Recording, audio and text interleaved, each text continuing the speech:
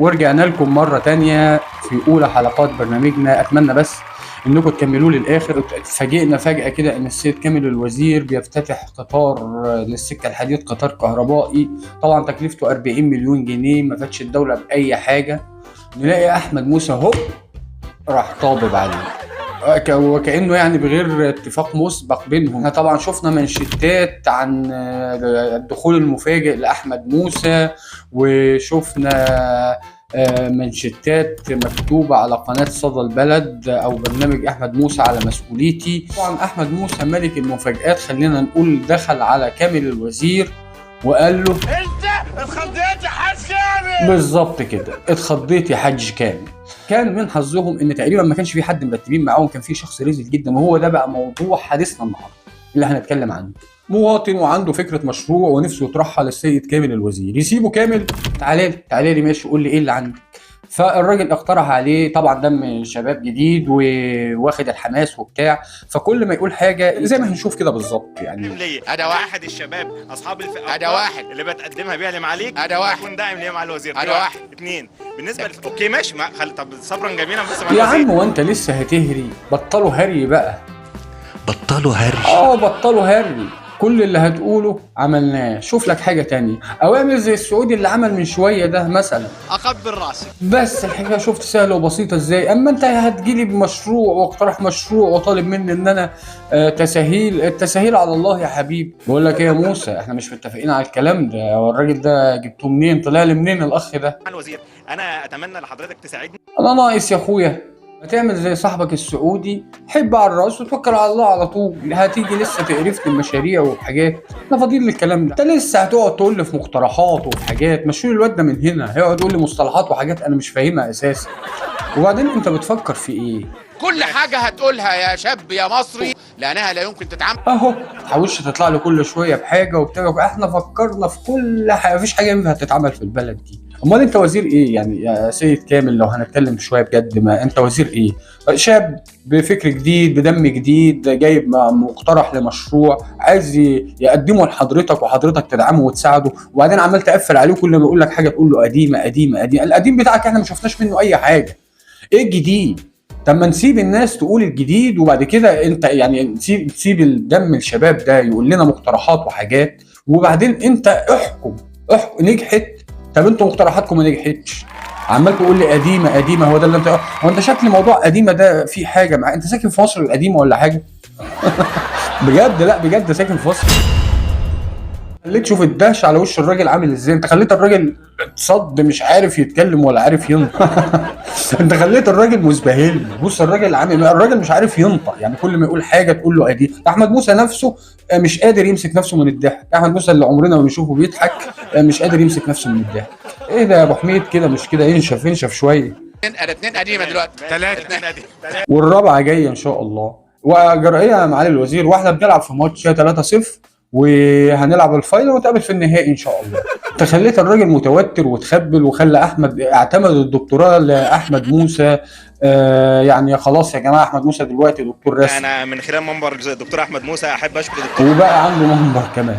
هيكون يا ترى دكتور في ايه؟ انا متهيألي اللي زي احمد موسى ده هيبقى صوابعه تتلف في حرير زي مجدي يعقوب. دي شهاده لاحمد موسى ما اقدرش انكرها. الواحد كل واحد يا جماعه ياخد حقه. الراجل اول ما بيمسك الطبله قصدي المشرط بيقوم لا دكتور يعني. هو حتى تحس ان هو دكتور في نفسه كده يعني. اول ما اشوفه على التلفزيون ببقى هاين عليه واقول الدكتور احمد موسى. فهو الراجل لا ما غلطش في دي يا جماعه برضه عشان ما نظلمه يعني. خلينا نقول بلاش ان هو توتر زايد ولا حاجه. سمعت عن مشروع قطر الفرنساوي القديم؟ لا انا ما سمعتش والله. انا ساعتها كنت لابس الهاند فري، وكانت مراتي بتمليني طلبات البيت الحقيقه، وفاتني الموضوع ده. حضراتكم بتعملوا الحاجه وتنفذوها وبتعجبوا بيها، وبعد كده انتوا اللي بتسمعوا عنها، واحنا علينا كمجموعات. احنا بقى مجموعات ال20 اللي انت بتقول عليها المطلوب منها اللي هي تدفع فلوس. والدكتور أشرف بيجي يزورنا بنفسه. طبعا الدكتور اشرف. في حد ما يعرفش الدكتور اشرف؟ اشرف ده زماله عمر، ده كان قاعد في التخت اللي جنبي. يا ما اخد مني سندوتشات وحاجات وبتاع. مش هفتح بقى في قديم، بس هو التنسيق بتاعه جابوا وزاره الزقازيق وانا التنسيق بتاعي جابني تجاره عين شمس، وزاره عين شمس. انا غيرت عليه يجي 3 4 وزارات، يعني انا غيرت عليه وزارتين ودخل على الثالثه دلوقتي.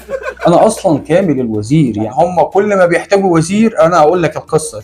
وليه دايما انا وزير؟ يعني انا عن نفسي كفرحات مستغرب ليه دايما انت وزير حضرتك، والله مش عارف. وتروح في اماكن في وزاره ملهاش دعوه بالثانيه كمان. فكده انا احكي لكم ايه حكايه كامل الوزير ده. هم كل ما بيحتاجوا وزير بيدخل على جوجل، سيرش على جوجل، يكتب الوزير، هو اول واحد بيطلع، الاول او الثاني يعني تقريبا، عشان انا ما اقدرش اكذب عليك. مش متاكد. يا فين ايامك يا اشرف، والتنسيق بتاعه بقى، التنسيق منه لله هو اللي فرقنا عن بعض، خلى كل واحد في وزاره. والاول بيتكلم عن اشرف مين؟ ولا يكون قصده الدكتور اشرف زكي، ولا يكون قصده اشرف ده، يبقى مصيبه. انت خليت الراجل يا سيد كامل او يا معالي الوزير، خليته ما عادش عارف يتكلم. اللي خلاه بيقول من شويه على احمد موسى دكتور، طلع له الدكتوراه واحنا واقفين. فانت دخلت الراجل في سكه ثانيه خالص. الراجل جاي يعرض عليك مشروع وانت دخلته في سكك وفي حوارات وفي حاجات، وعمال كل ما يقول لك يا فندم بس ساعدني في كذا، تقول له هو انت تعرف كذا؟ يرجع تاني يقول لك طب ساعدني في كذا، تقول له طب بقول لك هو انت عديت على العاصمه الفلانيه؟ يا فندم انا عديت وكل حاجه وبتاع، بس هو ممكن حضرتك تنفذ لي المشروع بقول لك ايه، هو انت شفت ملعب الجولف؟ هو انت مراتك كانت طبخه بدنجان امبارح بالصلصه مثلا ولا بتاع؟ ده وزير يا جماعه ممكن يسمع لحد؟ يعني احنا خلينا نتكلم بعقل برضه كده وبالسوق وبالمنطق. لما يجيني شاب عنده مقترح ممكن ينهض بالبلد او فكره مشروع، وانا عن نفسي بؤمن جدا بدم الشباب الجديد وبحماسهم ان هو ممكن يبقى عنده حاجه تساعد الاقتصاد او تدعمه او تضخ مع البلد حاجه استثمار او اي حاجه. فبدل ما نحبطه نساعده نسمعه، لكن مش كل ما يقول حاجه يقول له انت ركبت المترو، انت اتفرجت على اخر عربيه في المترو، وانت شفت مش عارف ماتش الكاميرون والهلال السعودي النهارده. في ايه يا معالي الوزير؟ قبل ما نختم حلقتنا يا جماعه حابب اقول يا ريت ندي للشباب اللي زيي واللي زي الدكتور ده فرصه انهم ونساعدهم وندعمهم، بدل ما احنا كل شويه الجنيه بتاعنا بيتدهور وبيرجع لورا.